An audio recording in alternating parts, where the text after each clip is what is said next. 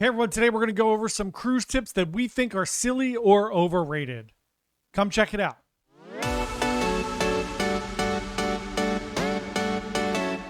Hey everyone, Johnny from Bite Size Cruises. Welcome back to the channel. If it's your first time coming to check out a video, we are a small travel agency just trying to give you the best information possible about cruising so you can plan and go on an amazing cruise vacation. So let's get into it. We're going to talk about some silly or overrated cruise tips. First one I was watching Matt Hochberg, and it actually hit me. Matt's on Royal Caribbean blog, if you don't know that. So his cruise tip was don't overpack. And I think that I agree with him to a certain extent in that I have caveats, right? If you're going on a Caribbean cruise and you are flying to the port, I do think that you shouldn't overpack. In the Caribbean, especially if you're going on like Royal or Norwegian, right, where you don't really have to be dressed up. It's pretty casual most of the time. I think it's silly to overpack. You need a couple bathing suits, you need a couple pairs of pants, and you need shirts if you're a guy. And you need some shirts for every day, shirts for the day, shirts for the night, whatever. Obviously, if you're a woman, you can pack as many shoes and different things as you want. I'm not going to put a commentary on women here. So, however, I agree with Matt. And he said when you're going to Europe, he went to the fjords, he underpacked and then regretted it immediately. So I agree. I think if you're going somewhere like Alaska or the fjords or the Mediterranean, you're going to have to put a little more thought into packing. Also, I think if you're local and you're driving to the port, who cares? Just take whatever you want. You're just going to give it to the porters and get on the ship and not worry about it. It's going to be there, and then they're going to load it back for you anyway. So it's fine, I think, in those certain circumstances to overpack. So I do agree. I think that's a silly cruise tip sometimes. Next up, the next silly cruise tip is go with the cheaper internet service. I disagree completely. I don't think that you should ever book the browse internet. Either don't get internet or go with the streaming internet, because the browse internet, in my experience, tends to be just awful. It disconnects. You can barely open up your email. It takes forever to do things. You're going to be more frustrated than anything else. I know what everybody's going to say here. You're on vacation. Just shut down and relax. I get it. Most of us in 2023, 2024, and forward don't have that luxury of just shutting off from the outside world. I have elderly parents. Even if I didn't have to work, we work obviously on ships. Even if I didn't have to work, I have elderly parents. I have family members. I have different people that I want to know that they're okay and that not 3 days later I'm going to find out something happened. So it's not practical always to unplug. If you could do that, congratulations. That's amazing. Enjoy your vacation and unplug, especially if your whole family's with you. But for most people, they can't. So don't buy the cheaper internet. If you're going to get it, get the more expensive internet.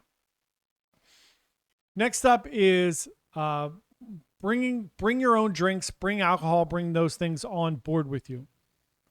I think it's silly. I think it is a hassle to carry 2 bottles of wine and a 12-pack of Pepsi for the amount that you're going to save on it. Just because I've seen the wine break so many times. I've seen people try to sneak liquor like vodka and different things in wine bottles and have struggles with that. I've seen people dropping cans of soda or bottles of soda at the terminal. It's hard to put bottles and cans of soda in your carry-on bags, so you wind up carrying them. I just think it's a hassle. You have enough to carry anyway. Again, if you're local and you want to just wheel it on, go for it. But I think it's silly to bring your own drinks. And we'll talk about the drink packages and all as well.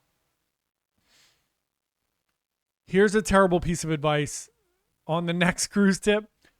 Book an early flight home when you come back to the terminal.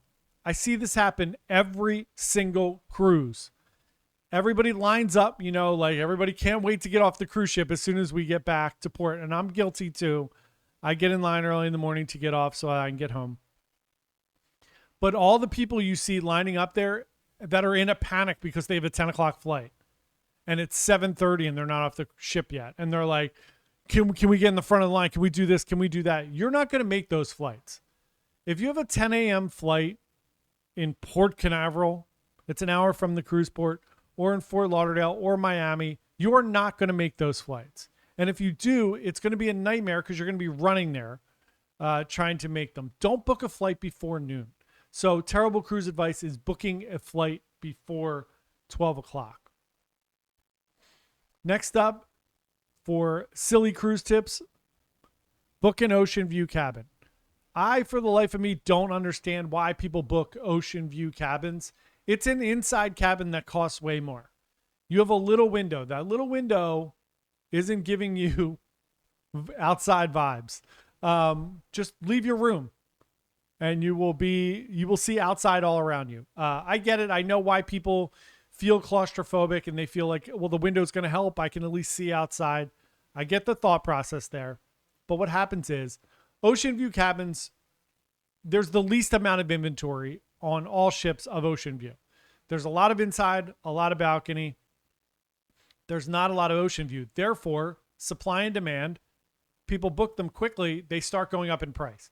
And they start winding up being as much as a balcony, if not more. So just book the balcony if you need that outside space, or book an inside and get the heck out of your room. But don't book ocean view cabins. Next up, terrible cruise advice. When you get to a port, get off immediately. I see this at Perfect Day all the time, and all the cruise ports really. Everybody just standing by the doors waiting to get off the ship at each port.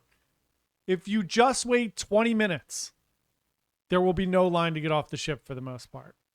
But you have that initial rush of 1,000 people that need to be the first person off the ship in every port.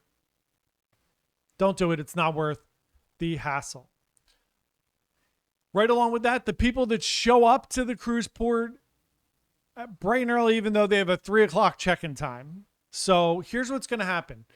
Some cruise lines like Royal aren't going to turn you away. They're going to let you go in, and you're going to wind up just sitting in the terminal for a long time.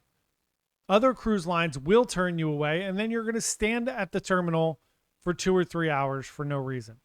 So book whatever check-in time that you're looking for. Get up early, get your right check-in time, or show up at the time you booked for the port. So the terrible cruise advice is just show up whenever and get on the ship. Next up, you'll hear people tell you all the time, don't worry about your toiletries. You could just get them there. Don't do that. First of all, they're super expensive on the cruise ship. Deodorant's going to cost you $10, $12 on a cruise ship. Second of all, they may not have those things. They may run out. On my last cruise, they didn't have Tylenol. They didn't have razors. They didn't have a comb. So I forgot stuff, which I normally don't. And I wasn't able to get those things. Next piece of silly cruise advice is just buy a drink package. So there are compelling reasons to buy the drink package. You drink a lot. It's a good reason. The next one is you just don't want to worry about the hassle. All of those things are fine. Here's the thing, what you're going to find. No matter how much you drink, the drink package is generally going to be a ripoff. If you pay $90 a day for the drink package, or $70 a day, or $80 a day, whatever it is, are you going to drink $80 worth of soda and alcohol? If you are, go for it. If not, do it a la carte. Just put money aside. I get why you want to get the drink package and then you don't have to worry about it. If you're doing it for that and you have the money, by all means. But don't just get it because you feel like it's the right thing to do. Most people are not going to drink their money's worth of the drink package. 5 to 7 drinks a day just to break even on the low side. It's really probably going to be 8 or so drinks to really break even. My last terrible piece of cruise advice is as soon as you get on the ship, if you have any questions, go to guest services. Don't do that. It's going to be so crowded at guest services the first day of your cruise. Really, anytime during business hours, guest services is pretty crowded. Here's the thing. They're open all the time. Go to guest services either really early in the morning or really late at night. Those are our silly cruise tips. And thank you so much for watching. We would love for you to subscribe. Come along with us on this journey. Check out some of our other videos. We put out a brand new video every single day. Thanks so much. Hope everybody has a wonderful day. Bye.